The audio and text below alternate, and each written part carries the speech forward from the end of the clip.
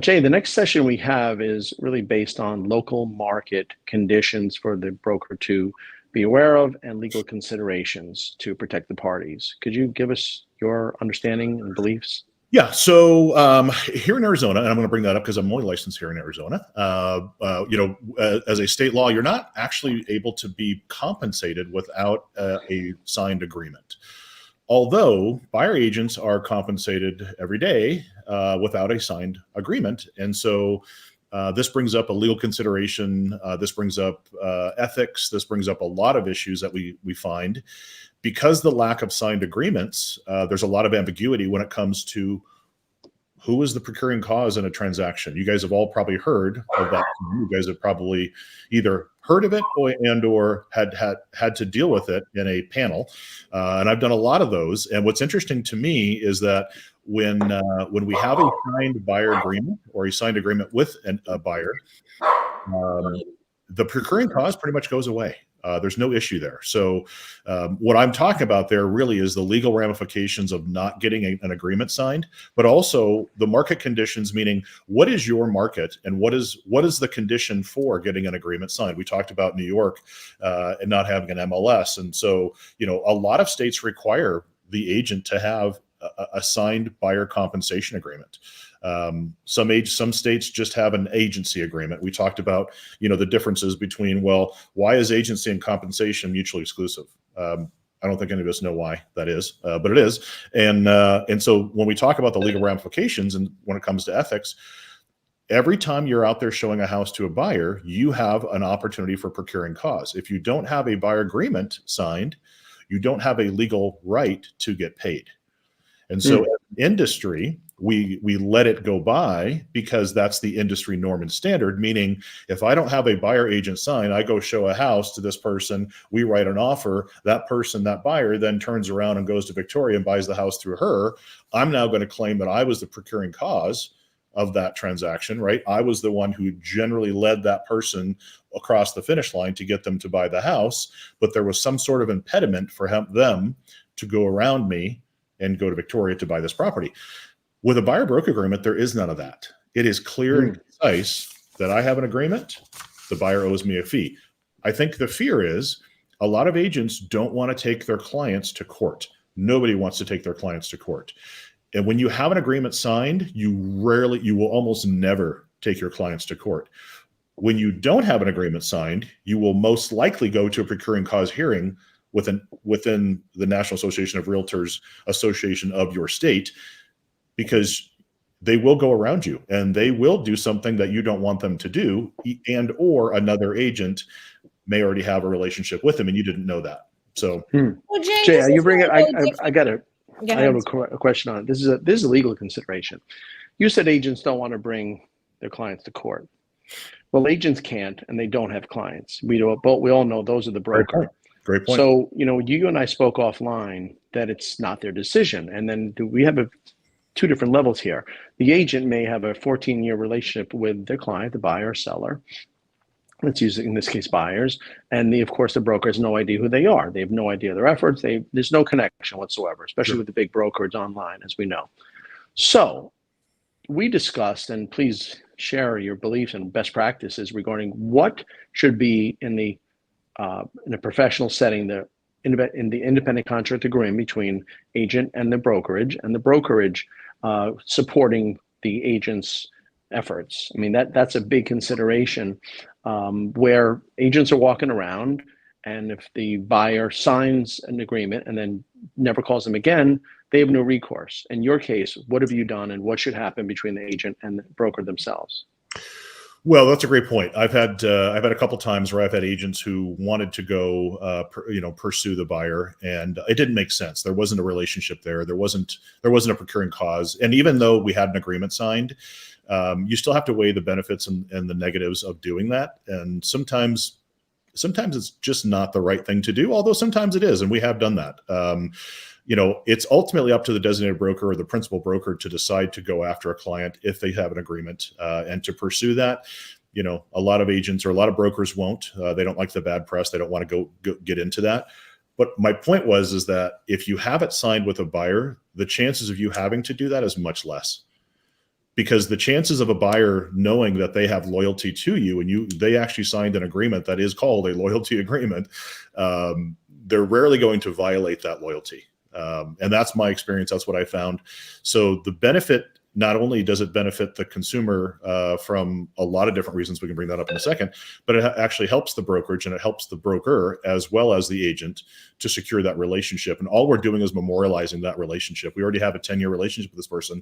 All we're saying is that the opportunity for me to make compensation may not be there from the listing agent. And so not only will I show you homes that are offered at X commission all the way up to infinity. And my conversation with that agent is always going to be, or that client is always going to be, there are a lot of agents out there, and we all know this happens, that will not show you a property if the compensation to them isn't offered through the listing agent, isn't enough for them, or isn't at their level or what they want.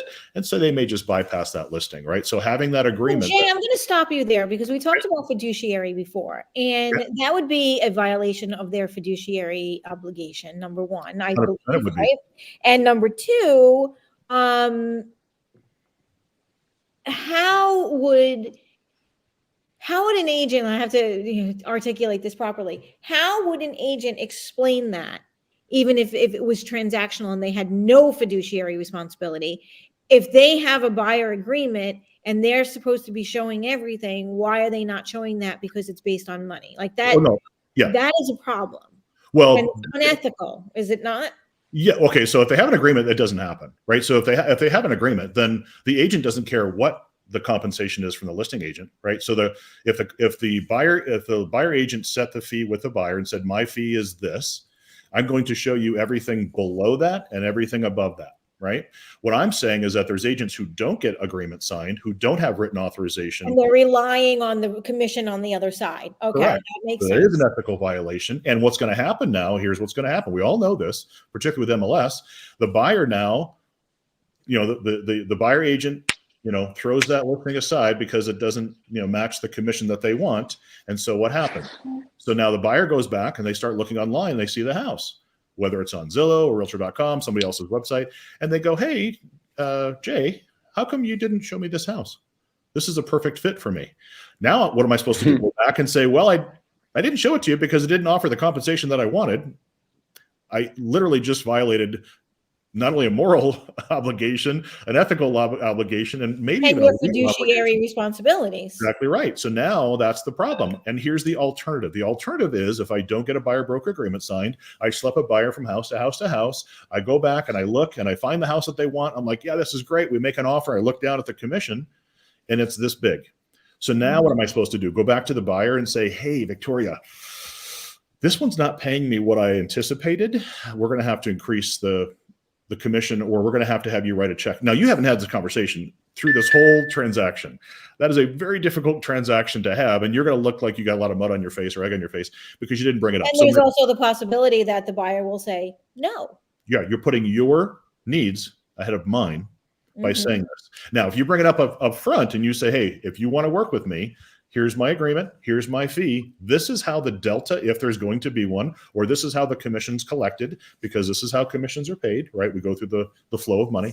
But anyway, so I know we're getting a little off target topic on that. But no, you're actually not, because what you're explaining is really peeling it back to show the value of a buyer agreement is really and truly for the buyer. Correct. So yes, it's a loyalty agreement for the agent. I know I don't have any fear. I can go out and do my job without any worries about not getting paid or not getting paid what my value is, or, all of that. However, it's also very valuable for the buyer. And That's a great point. That's a great point. That's a way to be the best fiduciary, because you're guaranteeing the client gets what they deserve. And forget about the money. This thing costs money. You're buying a house. Come on, be real. If money is not part of our fiduciary, if compensation is not part of our fiduciary, then we need to make sure that that's not an option, or it's not an obstacle for us to produce our fiduciary, right? I love that. Money should not be an obstacle in this at all. Yep. I love that. Very, very good point. And so if I'm going to go show a house to somebody who has hesitated to sign my buy agreement, I might do it for a day or an afternoon. So there may be a little gap there to build that relationship. But after that, if they don't sign my agreement, I just shake hands and move on, because Right. I'm not going to violate my fiduciary with them because of a compensation issue. Everybody, I'm not driven by money necessarily. I'm driven by success. But when I go into a listing agreement or a buyer agreement and I get my 100% of the fee that I want, I can't tell you that I'm not motivated to go help that person to the nth degree, right? Not because of money, because they trusted me and they're relying on me and they believe in me. So that means they're willing to pay me the money. It's like the military, right? You don't go and fight for yourself. You fight for your buddy. You fight for your guy next to you. So you protect that person. And so I think that's what we have to focus on when we look at that buyer agreement. Is my job is to uphold my fiduciary. So my job is to make sure that there's no obstacle. When I first started in real estate, I got into this charity building thing, and I thought, I want to give a lot of money to the ASPCA. Now, back then, they didn't have no-kill shelters. I'm a big animal fan, but I reverse engineered. I said, okay, I want to give $50,000 this year to the Animal Welfare League and ASPCA. If that's a portion of my business, how do I just reverse it? I didn't wake up every day thinking I got to sell more houses to give more money. I just said, I'm going to give this much money. And then I reversed the amount of money that I had to make sure that I could pay that. So a buyer agreement is no different. If you want to do the best job possible for your client, the compensation that an agreement with compensation articulated is going to help you be the best agent you can be. And they will be way more happy because it does benefit them, because you're not going to be shy about showing them FSBOs, about showing them homes that are not on the market, about showing them anything at all. Like, you have their trust and you gain their trust by getting an assigned agreement.